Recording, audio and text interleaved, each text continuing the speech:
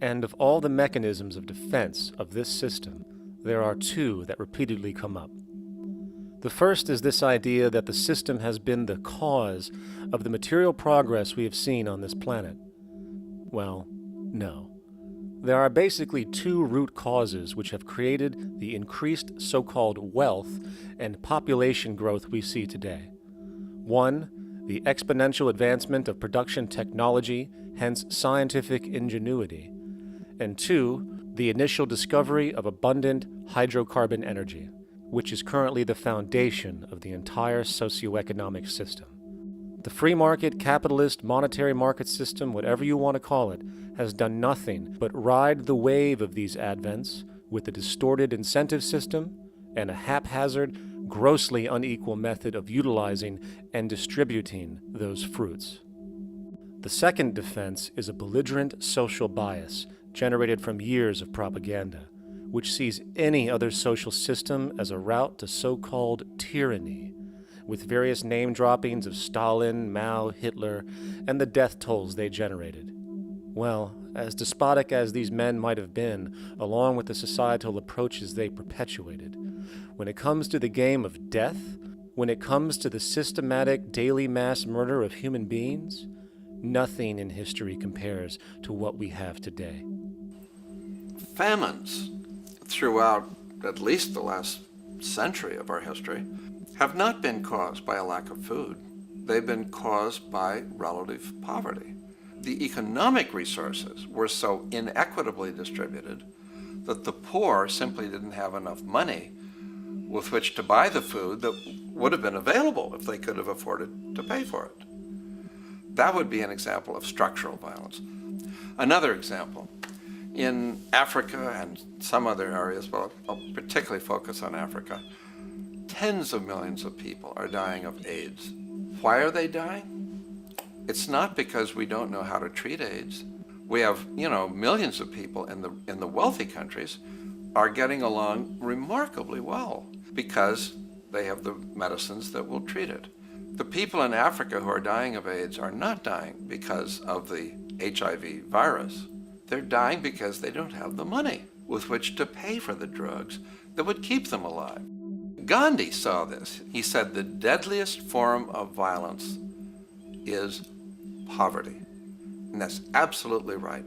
Poverty kills far more people than all the wars in history, more people than all the murderers in history, more than all the suicides in history. Not only does structural violence kill more people than all the behavioral violence put together, structural violence is also the main cause of behavioral violence.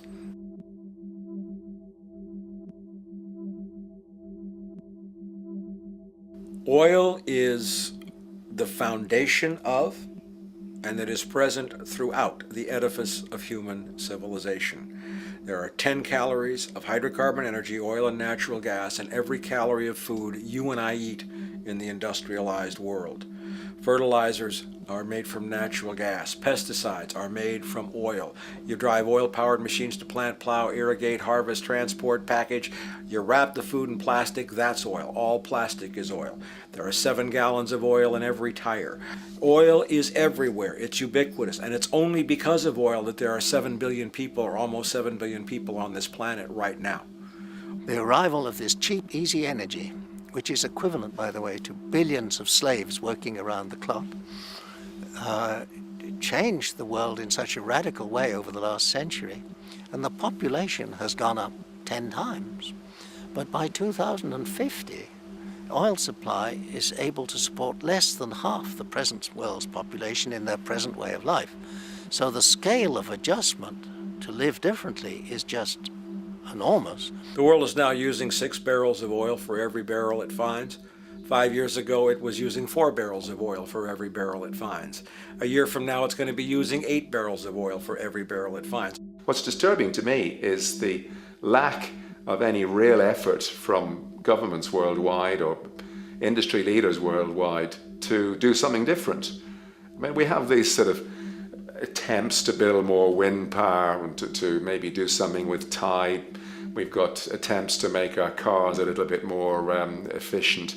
But there's nothing which really looks like a revolution coming along. These are all pretty minor. And that, I think, is pretty frightening. And the governments who are driven by these economists who don't really appreciate what we're talking about are trying to stimulate consumerism to restore past prosperity in the hope that they can restore the past. They're printing yet more money lacking any collateral at all. So if the economy improves and recovers and growth, the famous growth comes back, it'll only be short-lived because within a short period of time, counted in months rather than years, it'll hit the supply barrier again. There'll be another price shock and a deeper recession. So I think we go into a series of vicious circles. So you have the economic growth going up, price spike, everything shuts down. That's where we are now. Then it starts to come up again. But what we have now is this area where there's no more ability to produce cheap energy. We're at the peak. We're on the downslope of oil production. No way you're going to get any more out of the ground any faster, which means that things shut down. The price of oil drops, which it did in early 2009, but then as you have an ersatz so-called recovery, the price of oil starts to come back. It's recently been hovering around $80 a barrel, and what we see is at $80 a barrel now, with the economic and financial collapse, people are having a hard time affording that. World oil production right now is about 86 million barrels a day. Over 10 years, you're looking at roughly 40 million barrels a day having to be replaced. There's nothing around which can come even within 1% of meeting that sort of demand. If we don't do something pretty quickly, there's going to be a huge energy deficiency. I think the big mistake is in not recognizing a decade or so ago that a concerted effort needed to be made to develop these sustainable forms of energy. I think that's something our grandchildren will look back on with total disbelief. You people knew that you were dealing with a finite commodity. How could you possibly have built your economy around something which was going to disappear?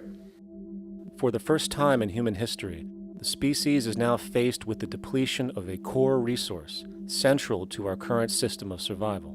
And the punchline of the whole thing is that even with oil becoming more and more scarce, the economic system will still blindly push its cancerous growth model, so people can go out and buy more oil-powered cars to generate GDP and jobs, exacerbating the decline. Are there solutions to replace the edifice of the hydrocarbon economy? Of course. But the path needed to accomplish these changes will not manifest through the market system protocols required, since new solutions can only be implemented through the profit mechanism.